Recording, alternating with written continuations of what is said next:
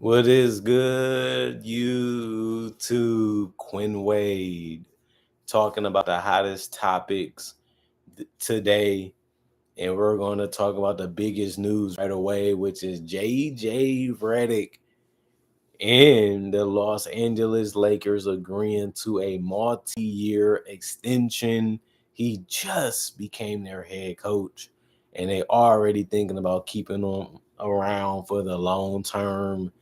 The Lakers had a 50-32 record in the first season of a 4-year deal originally signed in June 2024. Um, they like what he's about. They like how he's coaching. They like his energy. The players like him. He takes his job very seriously. He's really, really educated. He's really, really showing that he can be a strategist in this game. And he's just a likable guy, just to be honest. This was the guy that they wanted, and now they're going all in on this guy. He wants to be having a chunk of his career with Luka, and I think that that's what you want to go in that direction. LeBron likes him, Luka likes him, the organization likes him, so why not get that deal done? Why not get that deal signed up? And congratulations to JJ Redick for getting his extension. This was meant to be. This was meant to happen. This is how it was supposed to go. Now we have to see if he's able to stay the whole 4 years. Will he get another extension?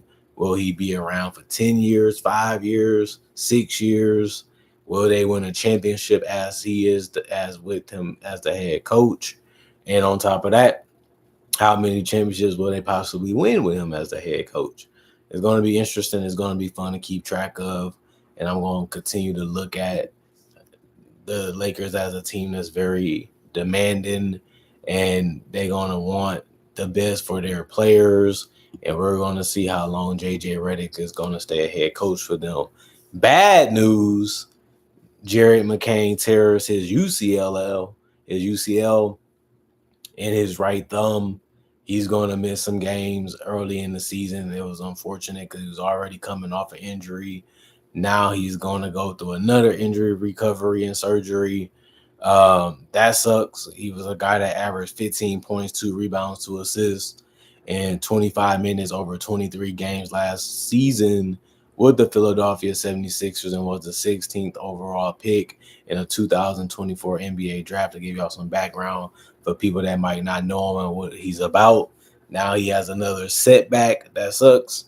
But they still do have guys like BJ Edgecombe right now and Quentin Grimes that can take that position and still help them win games. It's not like it's an end-all, be-all type of injury. They have a lot of talent at that position, so they should be fine.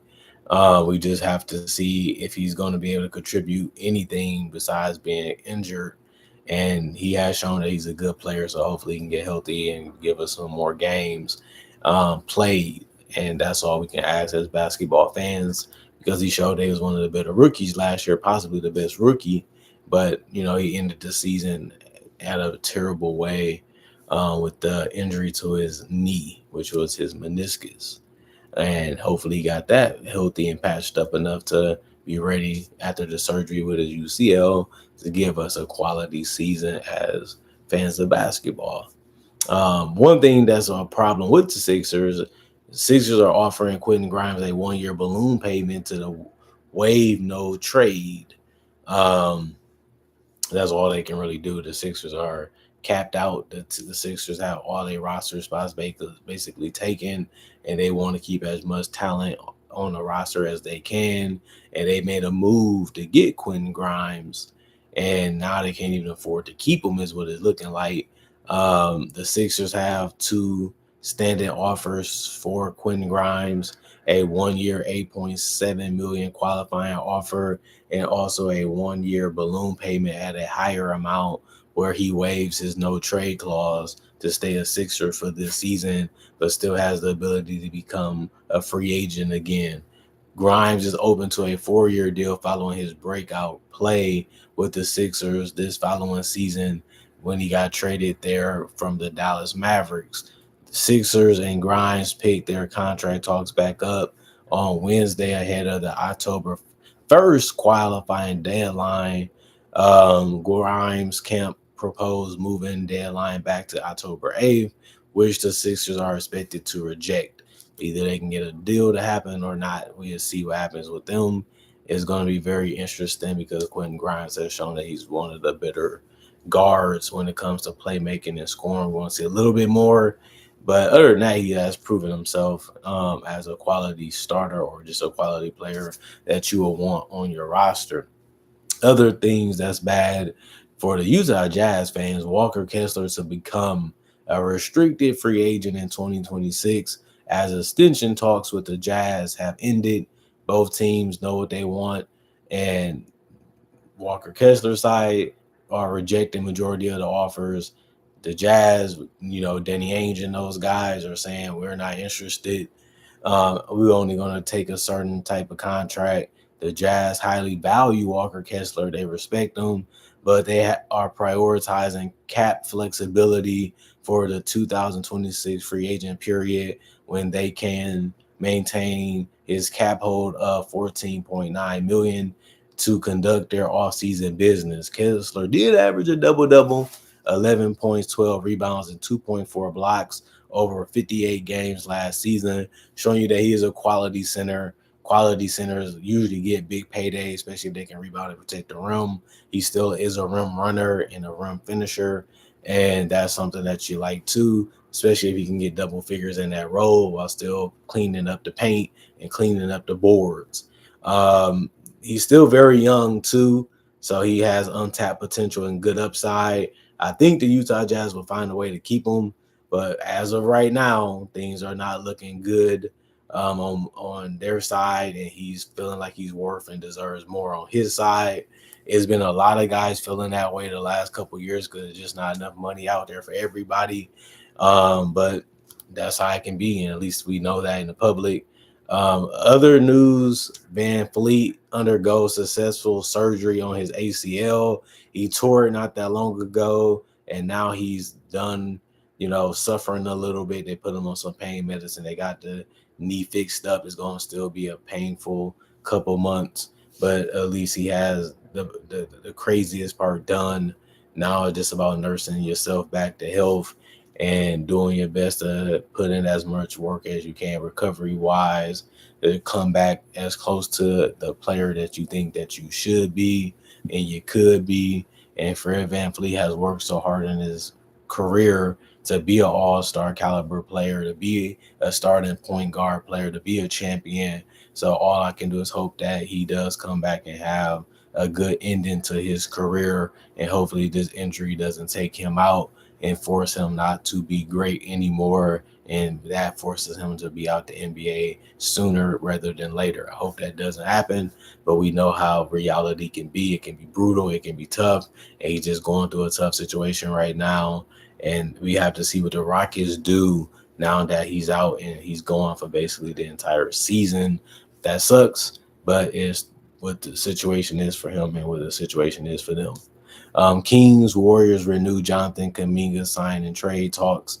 They couldn't agree to a 4-year deal, the Warriors and Kuminga and his team. Now he's trying to find a way to get to the Kings.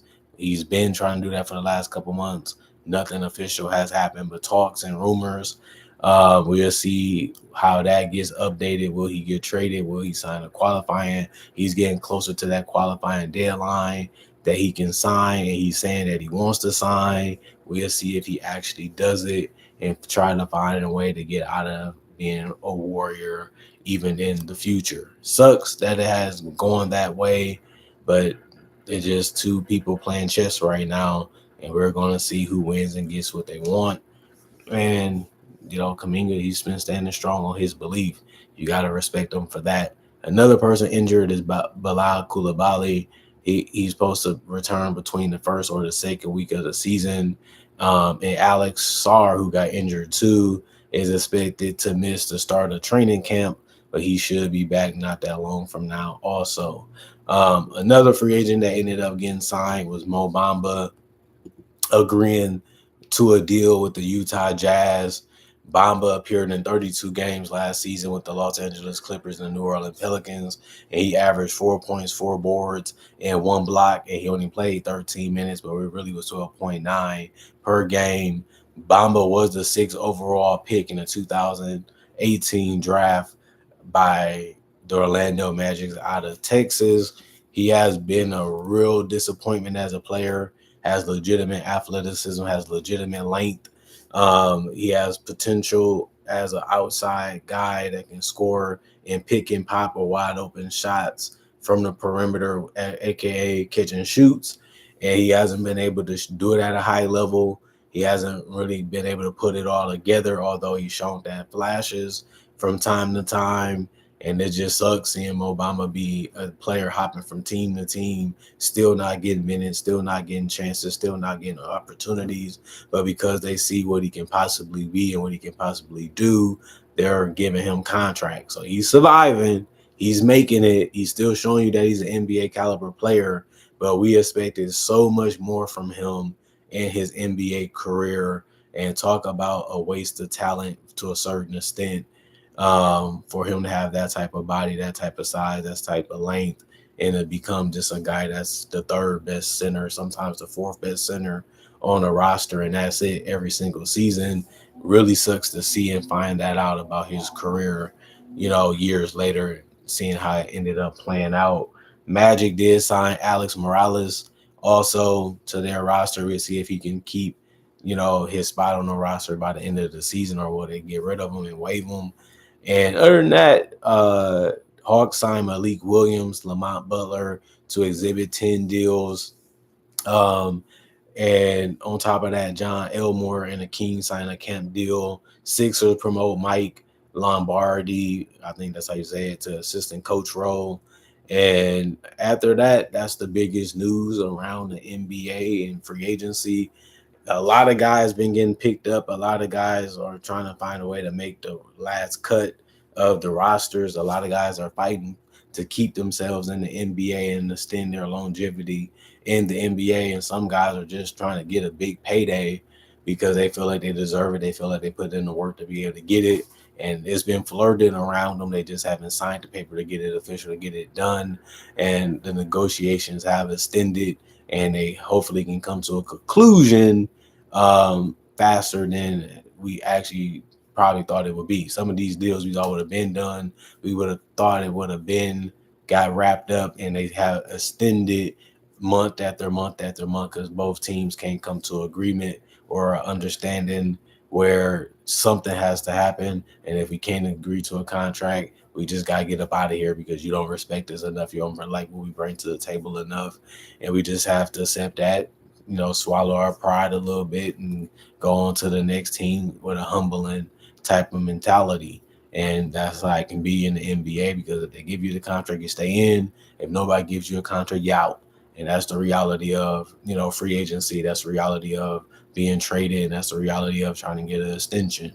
You can feel how you feel, but they can feel how they feel. And if you can't come to agreement, you're out of the NBA anyway. So you got to put a little bit of that negotiation away. You got to put a little bit of that pride away to get a deal done. So that way you can stay in the NBA or get another opportunity.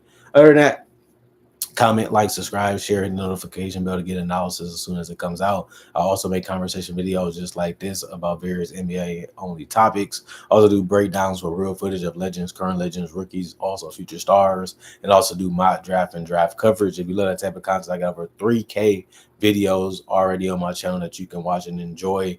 Not only that, you can do that now, and it's all for free. Not only that, I also upload videos each and every day about NBA type of content. So if you love basketball, if you love that type of content, this will be the channel for you. And if you clicked on it, it may be a blessing for you to watch this channel and become a fan of it. And you probably been missing out a lot, and that could be what you're missing.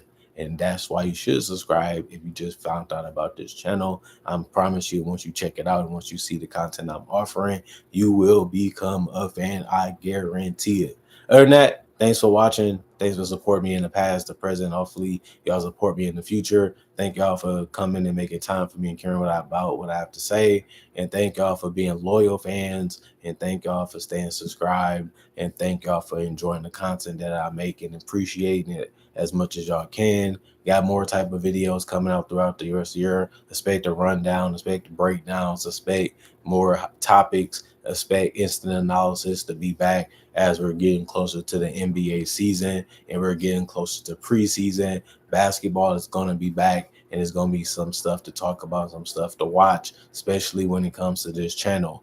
Other than that, thanks for watching. Y'all stay blessed up. Peace. And I'll see y'all tomorrow, hopefully, if it's meant to be. I'm going to give y'all something if it is. So just watch out for that. Y'all stay blessed up.